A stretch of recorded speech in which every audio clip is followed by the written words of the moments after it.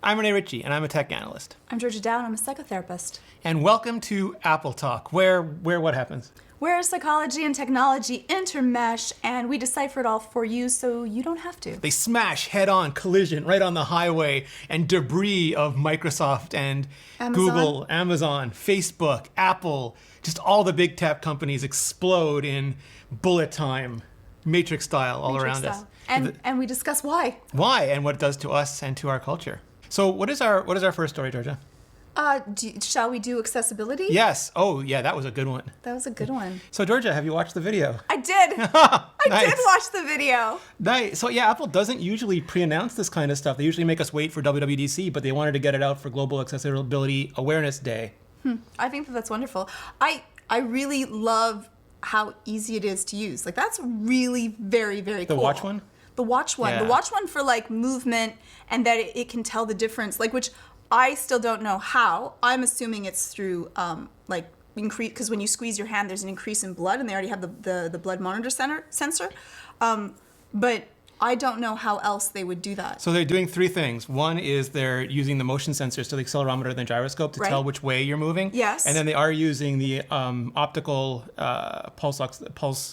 heartbeat reader. Yeah. Sorry, heart pulse reader, whatever. I keep blanking on the name, but they're using that to judge what you said, like the different flow rates in the arm. That is and then they're putting it all incredible. through machine learning, the same way they trained it for the fall detection, to sort of figure out what you're trying to do and then act on it.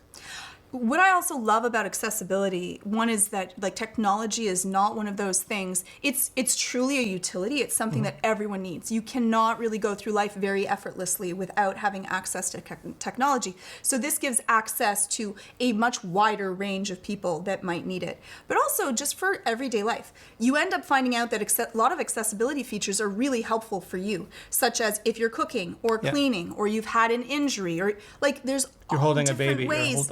There's all different ways that you know what, this actually might be a better way to interface with my tech than being able to have fine motor control. Yeah, no, absolutely. The one that I wasn't fully aware of was the background sound for people who were neurodiverse, just constantly having some level of white noise or some level of nature sounds. I wasn't sure what that did. So it shuts out so that you don't become overloaded. And for a lot of people, a lot of extra noise can overload their sensors because for a neurotypical brain, we usually filter out most of the ambient noise that's in the room. And same thing with ambient light, the sounds, the sights, we filter it out. But not everyone's brain can do that very effectively. Okay. And so you can become overloaded and stressed. So this is also very good for stress management also. Oh boy, do I need that. So is it because it's predictable noise and not unpredictable noise that it lets you relax? Yes. Okay. Yes, and you would only then be if someone's tapping, a lot of people find, sorry, I did that, I apologize. It was just but me. If tapping, it can become annoying or little different outside sounds that change a little bit. They That don't person get filtered. in the movie theater, crunch. Yeah, it probably only does it for ambient sounds that are similar. Crunch. A crunch may not be the one that they actually take out because it would be a once in a while sound, but anything that's filtered is helpful. Yeah, no, I think that's great. And I like that it can work underneath other noises, so it's not going to block out your system notifications, like if you get a message or anything. I think that's really great. Yeah. And people responded really well to this. Like, I often worry that people discount accessibility features, that they feel like they're not for them. And there was even that famous time at the shareholders meeting where someone from one of the less human shareholder groups stood up and asked Tim Cook why they wasted money on accessibility. And it was a few times we got to see angry Tim Cook, which is great. And he's like, I don't care about when it comes to features for the blind or accessibility. I don't give a damn about the bloody ROI, something like that. That's great. That's great. And it's funny because a lot of times there's people that are less empathic. They only care once it happens to them. Yes. So it only matters once they've lost something like a sense that they usually need to use. And now suddenly it becomes vastly important. Yeah, it's true. And Apple was saying that previously a lot of people who were like limb different, for example, would use their nose, but it wasn't practical. I'll just say it. I do that when it's really cold too. I will. I'm not taking off my gloves. My face is already out. I'll use my nose to be able to answer a phone call. So I think that it's good for everyone. It isn't just for people that are non-typical in what their needs are. It's again, having more abilities to do things is only a benefit, and it will just allow more people be able to reach technology. Yeah, I was watching Peter McKinnon's video where he busted a bunch of fingers on his, I think it was an ATV or motorcycle, and he was making coffee and just talking about how hard it is to use things. And that just like, you're only ever one accident away from that happening. Or you go to the doctor and they put drops in your eyes for a test and now you can't see.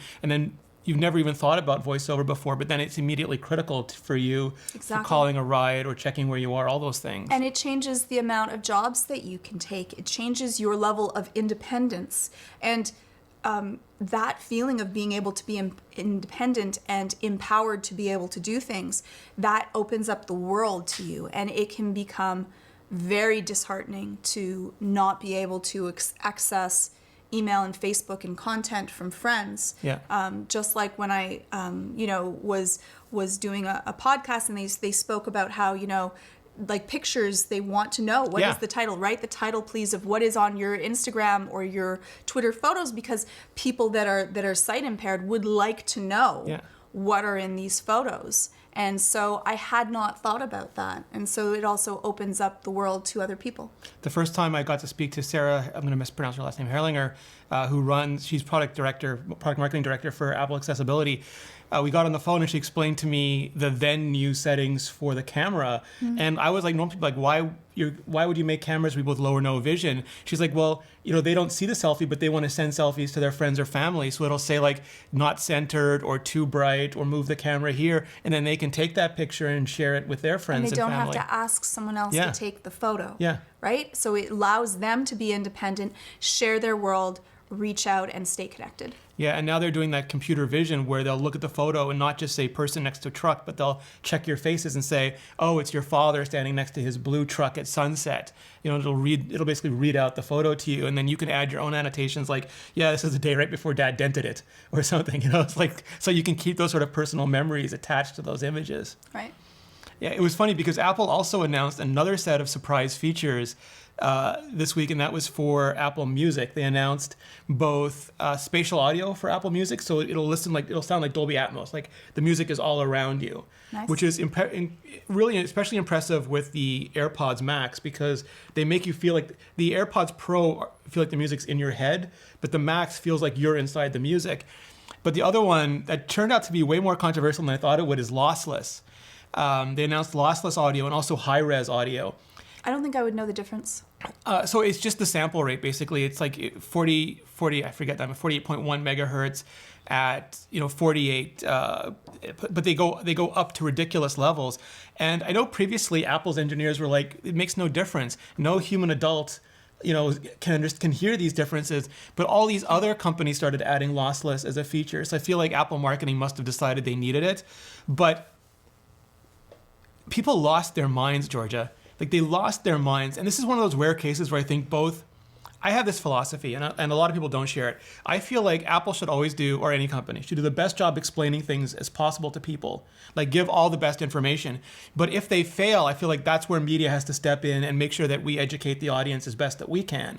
And I feel like there was like a double failure this week because Apple didn't explain all this stuff until today. And then the media decided to rage bait, to get angry about it instead of to explain it, at least most of them. So like the thing that stood out to a lot of people is that the lossless won't be available on AirPods. And people are like, I bought these things for $200 or $500 and I'm not getting lossless. And like the people who understood audio engineering tried to explain there's no point in sending lossless audio over lossy Bluetooth. It's like, it's like taking a giant stream and trying to put it through like a little bottle. Like it doesn't work. It still goes through the little bottle. Yeah, You're still, no matter what, because it's through Bluetooth, you're not going to have lossless data. They could say that, but it would not be true. Which is what others do. Yeah, they just say we're giving it to you, but like you lose it. And people were complaining like it's a $500 AirPods Max, and then the audiophiles were making it worse because they're like, dude, I spent $500 on my cable.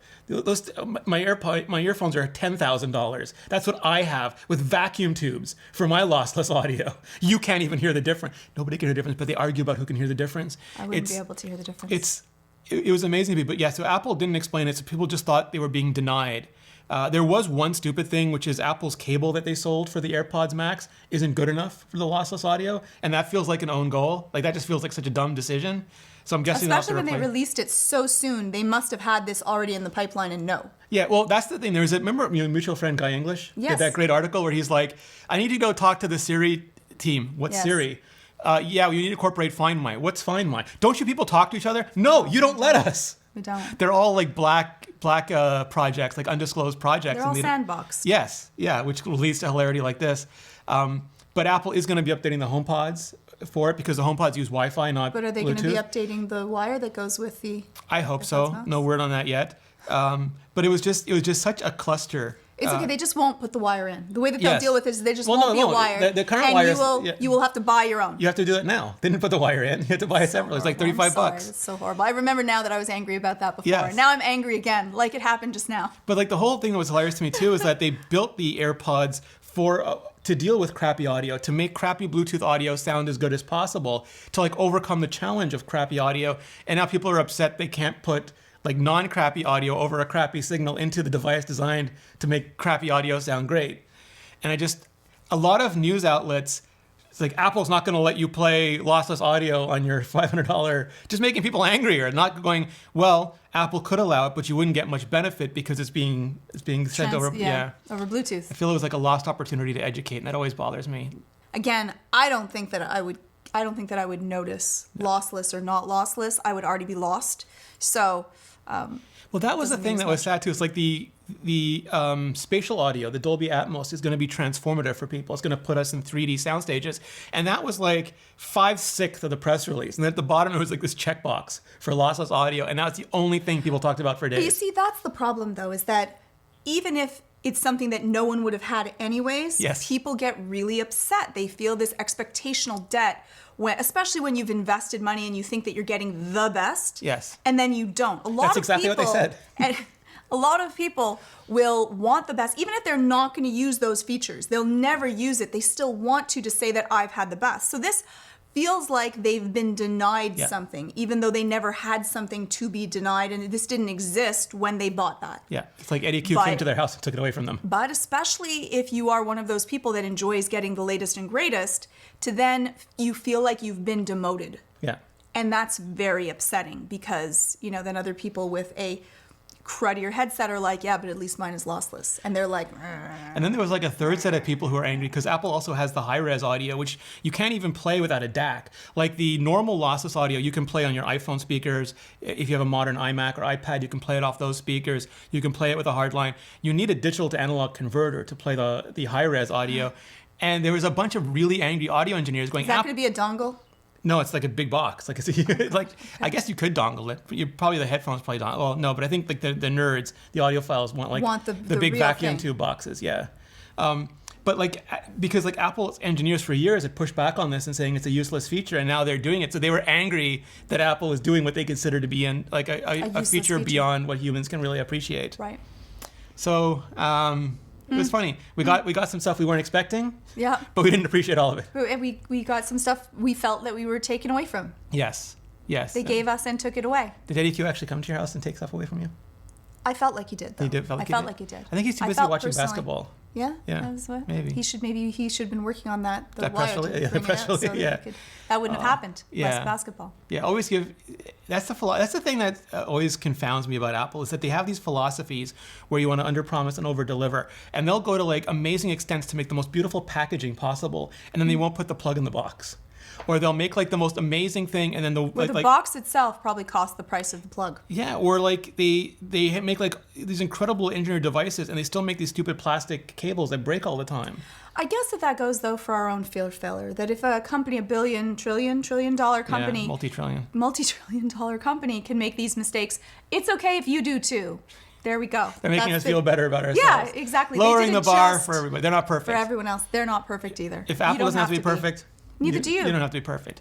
All right, does that the same apply for Amazon? No, Oh, no. okay. Burn them with fire. Oh. No. I was trying to no. burn them with ice. It didn't work. Didn't No, work. they got a Doesn't go. frostbite. Is that like a burn? I guess like a It is cold like a burn. It's Yeah. similar. All right, It's so it similar worked. to a burn. Woohoo! I can burn them 2 ways. Yeah. Yeah. Okay. So this is most terrifying. All right. And I hadn't really thought of it. So when Amazon bought over Ring, Yes. which is a video doorbell, Yes. we got rid of our Ring doorbell because You're smart. I know too much about these companies, and so I went with Skybell. Yeah. Which is it better? Is it not? It's not going to be as profitable. So, anyways, so I went with Ring. We changed our doorbell because of that. It also didn't fit. So again, it worked out within. Well, and they had very quickly a bunch of controversies. Like remember they were letting developers in the Ukraine or something look Yeah. through the cameras. Yeah. Your cameras. Yeah. So, anyways, The Guardian put out a terrifying article. It was terrifying. Like the stats. What terrified you? I'll go through it. Okay. I have just so many the more I read, the more terrified that I was. So I'm hoping that I'll terrify everyone else with this God. information. I don't know if I can take it. Yay. I honestly don't know if I can take Yay. it. So you can become, so with this, they decided that they were going to open up this neighborhood app, which would allow you to help protect your neighborhood by giving access of your camera to law enforcement agencies if you would want to. Wait, what is that? Is that like neighborhood watch, but it goes to the cops? I don't get it. Yes. And the next part is that, and I didn't know this, that your Ring camera, which makes sense, is always on. Yes. And it's audio and video recording. Yes. So, and which ours you could hear inside the house.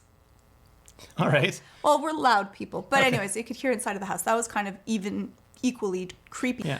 But for Amazon, it does get stored Yes. to the cloud. So because of that, they have access to that. And now they have partnered with an estimated 1,800 law enforcement agencies. That's about 1 in 10 in the U.S. Wow. Which now have access to millions of privately owned security cameras, and they're able to do that without a warrant. And once you have signed over a video to law enforcement agencies, they're allowed to keep that video for as long as they want to.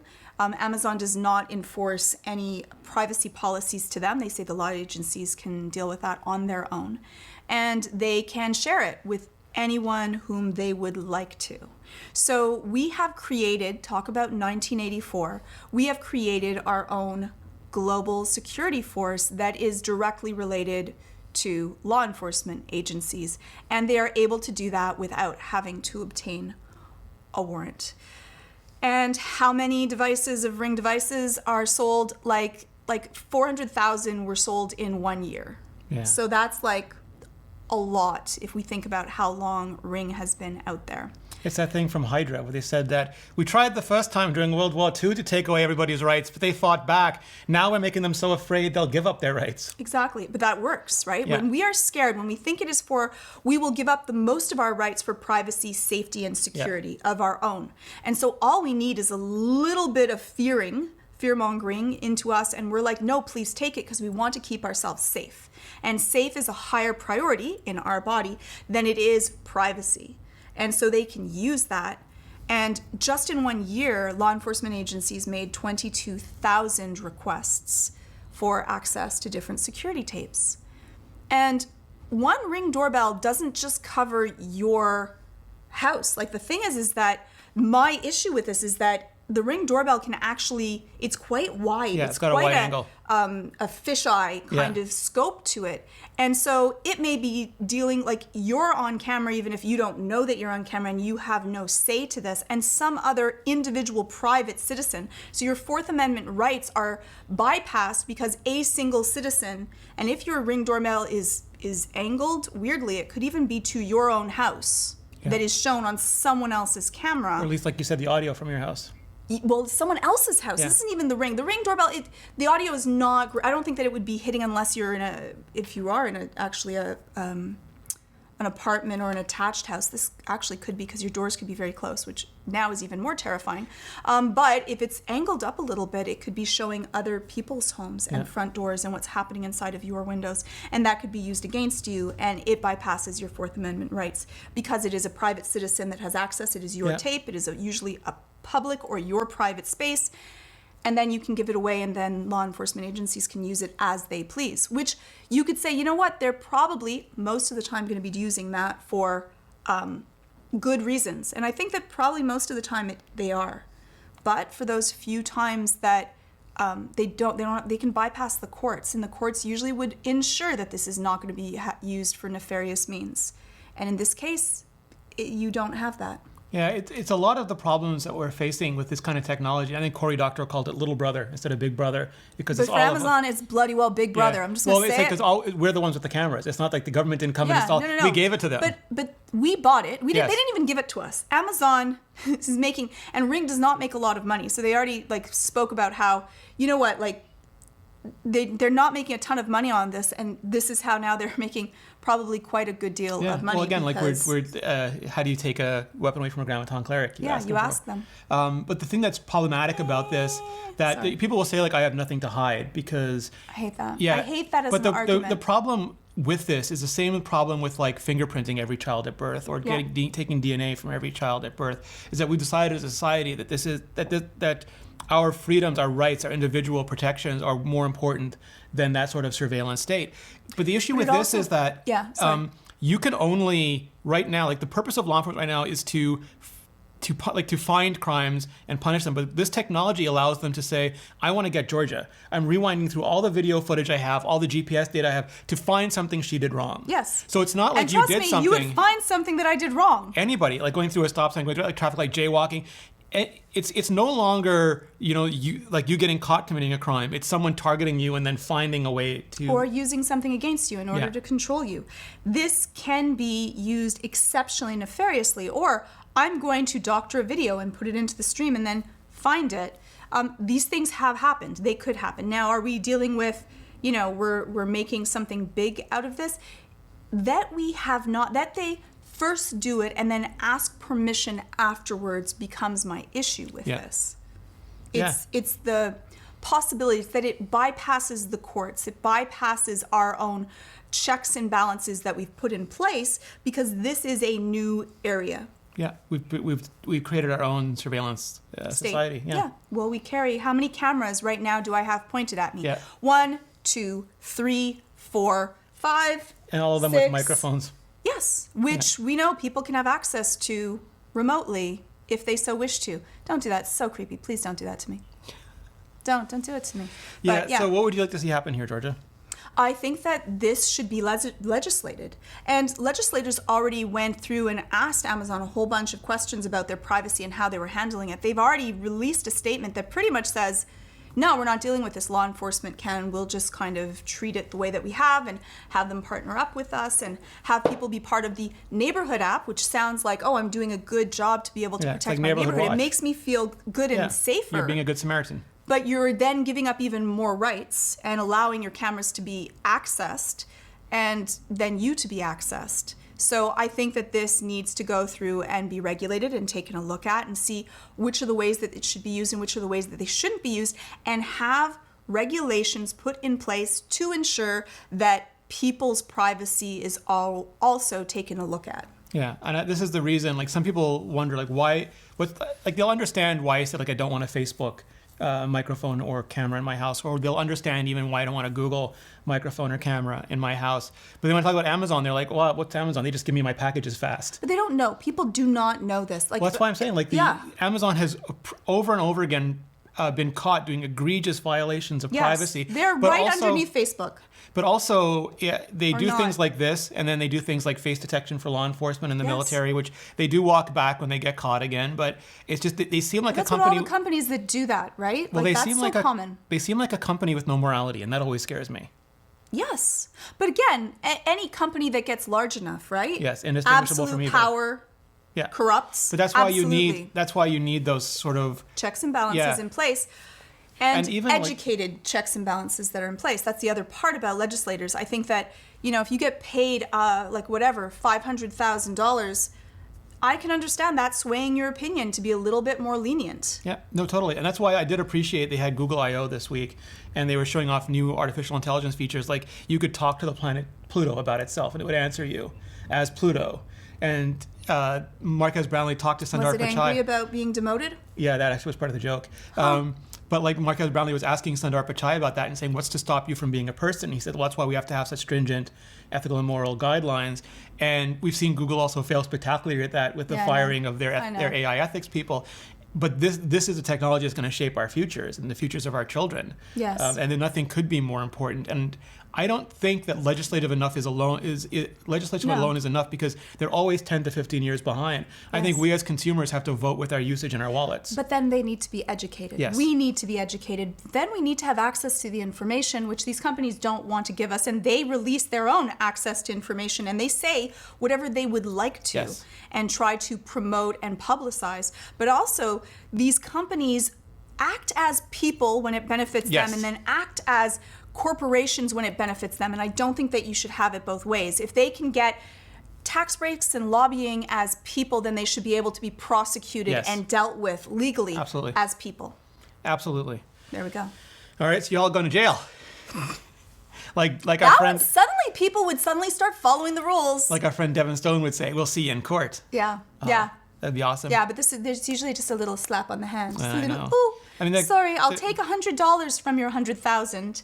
Bad. We'll see what the EU has to say about that. They're usually A little bit tougher. overcompensatory. We'll find Yeah. out. We'll find out. So if people want to find you, though, Georgia, You can check me out. If you're dealing with anxiety, depression, you can check out anxiety-videos.com. You can send me an email, georgia@westmounttherapy.com, or I'm on YouTube, youtube.com Yes. /Georgia Dow. Look at me, I got it right you got it this time. completely, 100%. I'm so proud. You can find me youtube.com/Rene Ritchie or The twitter.com. bar was really low. Really low. Twitter.com/Rene Ritchie. If you're listening on Nebula, we have a bonus segment coming up, so don't skip that. But if you are leaving us now, but wish you were listening on Nebula, like all good-hearted people Everyone, do, yeah. you can just go to curiositystream.com/Apple Talk. You can sign up. I think it's less than $15 a year, not even a month, a Couple year. coffees. And you get all of Curiosity Stream's award-winning documentaries and series. Plus, you get access to all of our videos without sponsors, without ads, often with bonus segments like we're about to do for this very podcast. It's so interesting So because sick. we will be talking about. I'm already afraid. Yeah, be So afraid. afraid.